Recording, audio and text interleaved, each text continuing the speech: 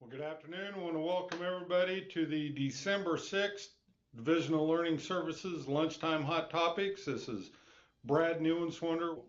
We're going to jump in. We've got a host of topics to bring you updates on today. First of all, Stacy Smith and Kathleen Mercer are going to give you an update on where we're at with individual plans of study. It's been a great initiative. I just want to tell you, I've been hearing so many good things from school districts across the state about the conversations that this is leading to with students and their families, as well as the impact that this is having on parent-teacher conferences, driving up those attendance percentages from parents and really getting them engaged. So anyway, next we're going to have an update from Julie Ewing on kindergarten readiness. Again, a lot of work this year with trainings and what we're doing in preparation for the new snapshot tool to ASQ, the work going on this year. So we're excited about that.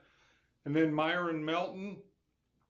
Many of you may not have met Myron yet. He's been here a few months at the State Department, but he's going to be providing some updates on our social-emotional character development work, the standards revision process that we'll be undertaking, as well as the work that we're doing here at the agency around the SCCD outcome that the board as one of the results of KESA, the social-emotional character development, some of the progress that we've been making here in the agency. Also, Myron's going to be providing an update on some resources for child abuse and neglect, as well as provide you some updates on some upcoming workshops and conferences. Again, as always, if you have questions or future topics or ideas, just submit those to lunchtime@ksde.org, and we will try to get your questions answered, and it's a good way for us to find out what topics that you need updates on.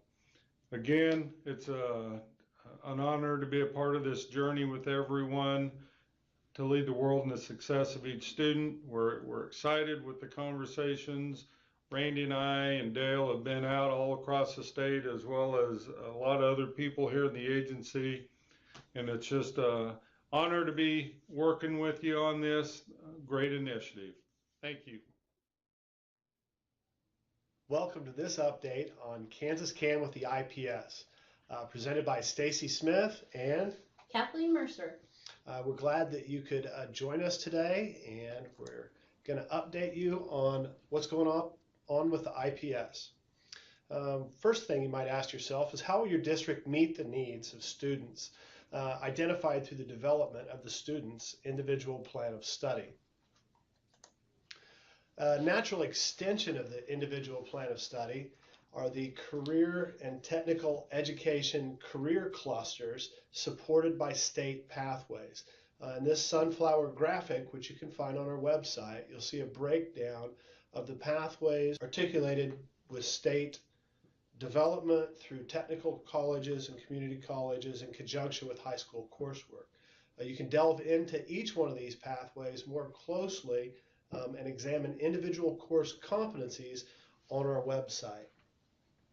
And so this natural extension is already in place in a lot of our classrooms, but what if you don't have CTE programs? And what about the students who don't fit into CTE pathways? There are a couple of links on this slide that will allow you to create individual pathways by accessing information from the Bureau of Labor and also from careertech.org, which has all of the 97 identified national pathways. Another way to get students advanced coursework is through online classes. And there's a link here to the Kansas Virtual College, which is an accumulation of technical college courses across the state which can facilitate student learning. And Stacy, some of those courses actually fall under the 155 courses, right? Not necessarily all of them, but many of them are already paid for tuition-wise for students. Yeah, many of those are eligible for Senate Bill 155, the Excel and CTE program. And while face-to-face coursework might be your best avenue of success for some students, particularly in isolated areas or without access to quality instruction, these courses could be a great solution. So I encourage you to go online and look at those course offerings, and then you can also follow up and contact us if you need additional guidance on how to access online courses. So while your career pathways might align with your student's individual plan of study, and you may be offering those pathways, you're also going to have students who don't fall within a state-defined pathway of study. For instance, you could have a student who wants to produce music. Maybe you don't offer a pathway related to that. Well, we've been talking about that quite a bit here at the state, and Peggy Torrens is going to be presenting some training at the February Career and Technical Ed Conference, identifying ways to address the needs of students whose IPS falls outside of the Kansas state-supported career clusters. You do not have to have your individual plan of study align with a career cluster in order for it to be a valid individual plan of study. So maybe Stacy's taking courses that fall in the AV pathway, and his courses are outlined and align with a plan of study that's in place and supported by the state. Maybe I'm wanting to study marine biology, and I'm taking courses that will prepare me, but maybe aren't in a defined, state-approved plan of study. There's a little bit of a distinction there, I think, that we have to be aware of as we're looking at which courses we're offering students in order to meet the needs of their individual plan of study. Yeah, and we'll be discussing that in a lot more detail at the February CTE annual conference in Manhattan, Kansas, February 5th through the 8th. And there is a link down here at the bottom of the page. And this is going to be on a couple of more slides in the presentation, but we want to point out you can just go to smokyhill.org and you can find that CTE conference and get more information and register for it there. How will you meet the needs of each student's IPS? Have you looked at the student's interests to identify the pathways that you should be providing at your school that address the needs of students in your community, given the situations that they find themselves in? Right now, applications for new pathways are open, and you can apply and submit your application to create a new pathway today. Those applications are due by March 15th of 2018 when the pathways windows close. There have been some changes to pathways as they have been updated. Make sure you have the correct classes assigned and mapped to the KCCMS codes. We are on hand to help you with those course mappings. There are links in this presentation for you to download the 2017-2018 pathway changes.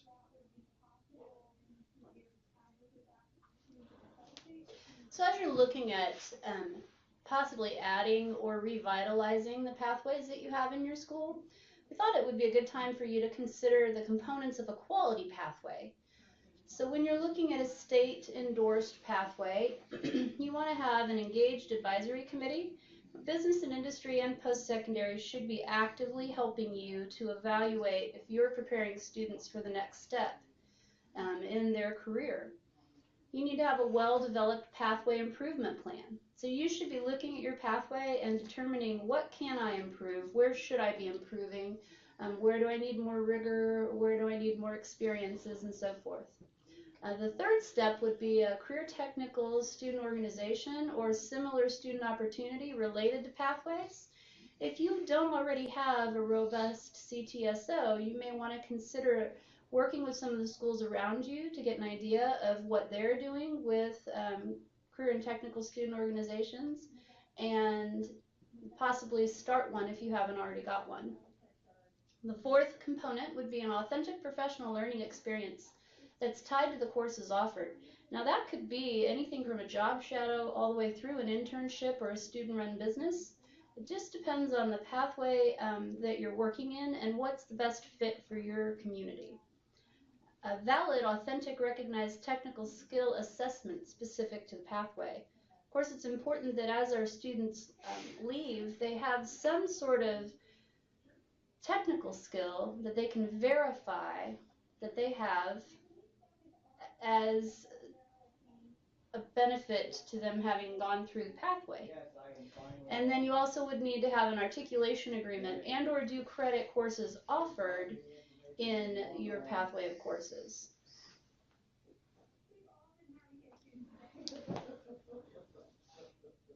A couple of thoughts as you evaluate the current state of pathways in your district.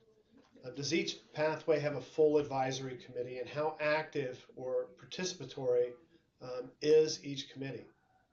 Does the current pathway improvement plan stretch the pathway in the next few years? Do the students in pathways have the opportunity to authentically practice the technical skills inherent in each pathway through CTSO activities and or professional learning experiences? Is each pathway aligned with a third-party valid technical skill assessment? And does each pathway involve dual credit courses or well-known and understood articulation agreements with a post-secondary institution?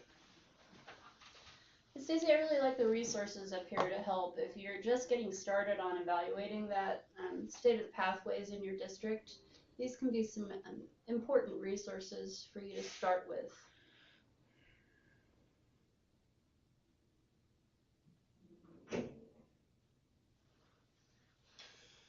KSDE pathways are maintained with a revision process that's renewed and refreshed every 5 years.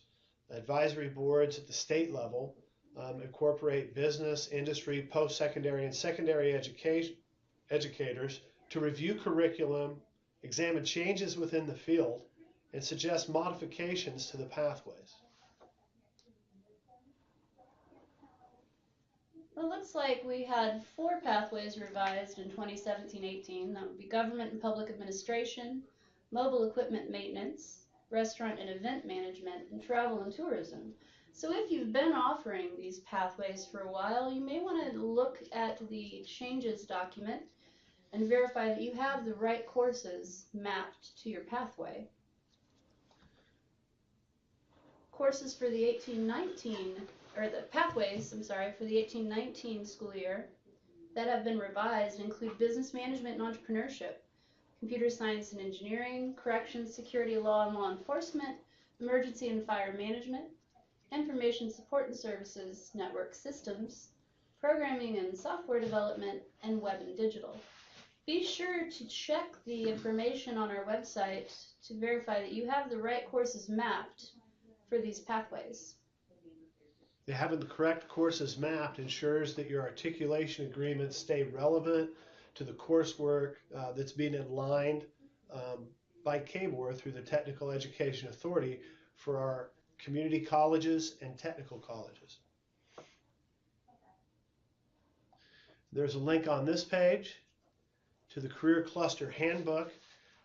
The 2018-2019 guide is useful for CTE directors and teachers, has links to necessary resources within it, and there are design sheets for each pathway, which include an inventory of courses that can be offered to arrange the competencies in a way that your district finds useful in articulating credit and skill attainment.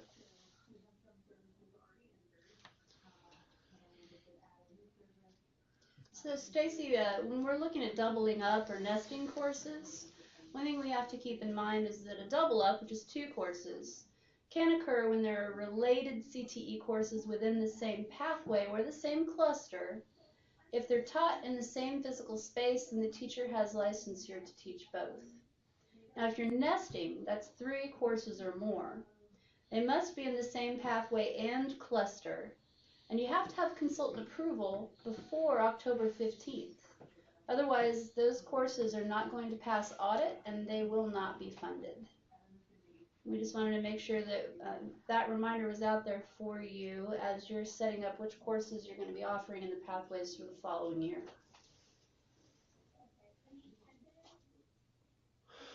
The IPS Roadshow was a great success this fall with close to 600 school staff being trained at 10 different locations. We've added a date in February at the annual CTE conference. It will be on the pre-conference day, and this will be an extension of the IPS training. Again, this training is not platform specific, so whether you're on career cluster or career cruising or Naviance or your own individually created system, this training is going to be a valuable framework for your district as it evaluates the self-implementation of the IPS. And again, you can register for that IPS training event by going to smokyhill.org, looking at the pre-conference for the annual CTE conference. Stacy, some other important dates that need to be remembered. The Kansas Workforce Summit will be in January, right? Yeah, it's the same day as the CTSO day on January 10th. Okay, and the KACCTE will be participating in that summit, so you may want to check that out. There should be a lot of great information, and it's a good time to see what students are up to as far as CTSOs are concerned. The CTE conference in February, again in Manhattan. The Kansas Can Symposium. January 31st through February 1st, I believe. And then we will have some Perkins data work days coming soon. And just a reminder that the CTE Scholar applications will be due March 1st. We haven't rolled that application out yet, but we should be shortly. Yeah, there should be information coming across listservs relatively soon about the process for submitting the CTE Scholar applications. And the date's not up there, but March 15th is the last day to submit new pathway applications for next year. So if you've got classes in mind that you want to align for those students in their individual plans of study, and you have questions about how to submit those applications, please contact us and we'll get you the assistance you need to be able to integrate quality career and technical education pathways to fully support your IPS. Thanks for your time today, and we hope that this information helps you to have a quality career education and quality individual plan of study for each student. See you soon. Hello, this is Julie Ewing, and I am the coordinator for Kindergarten Readiness, and I will be giving you an update on kindergarten readiness.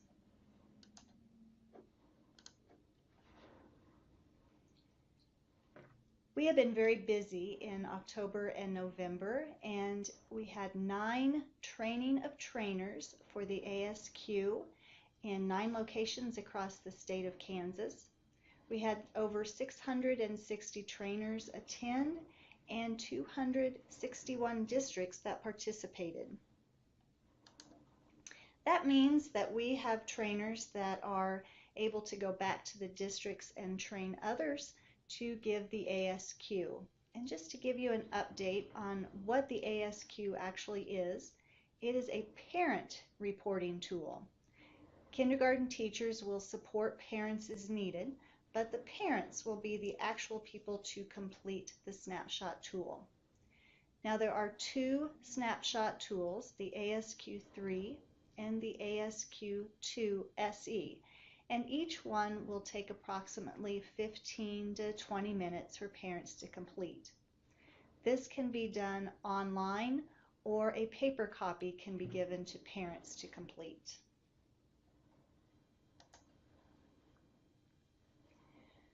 Our goal is to have all elementary schools in Kansas have parents complete the ASQ3 and ASQ2 beginning in the fall of 2018. There will be a screening window, and that will be from August 1st to September 20th. Things to look for that are coming soon.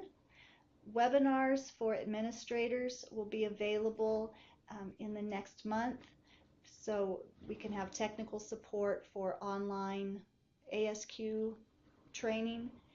Coaching webinars will also be available, and a frequently asked questions document is being put together. So teachers and administrators can have that as a resource.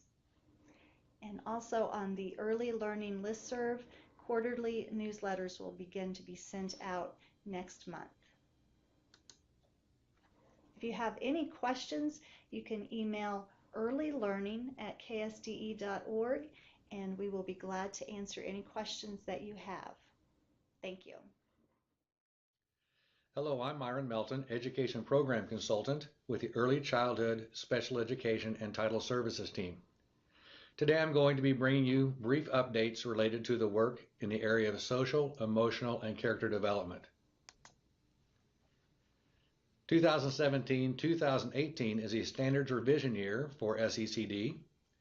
Kent Reed is leading the revision process, and he has convened a committee of over 30 members with representation from across the state to update and revise these standards.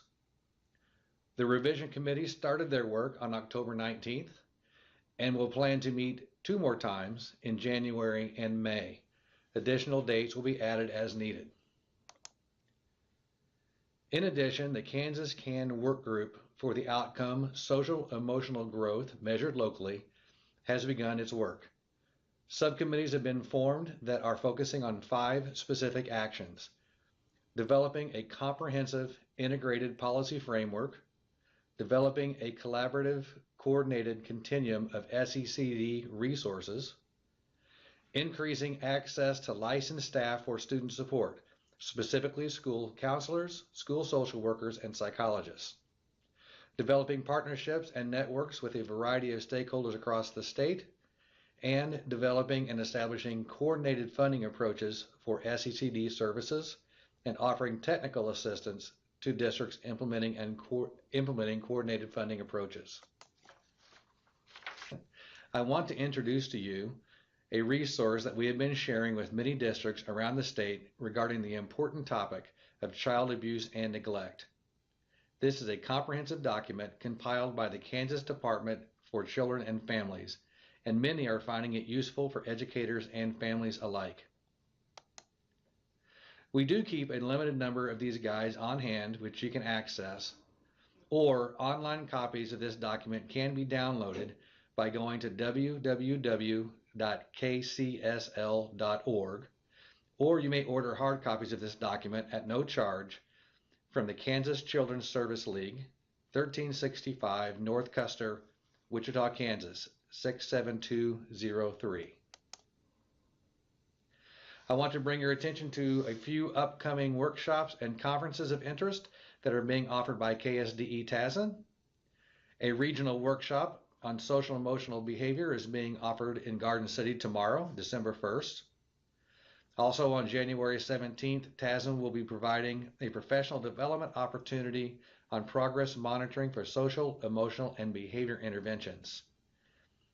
Lastly, on February 13th and 14th, the KSDE TASN School Mental Health Conference will be held in Lawrence.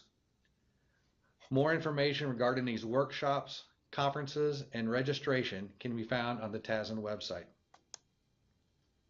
Thank you for your time today, and thanks for supporting the important work around social, emotional, and character development.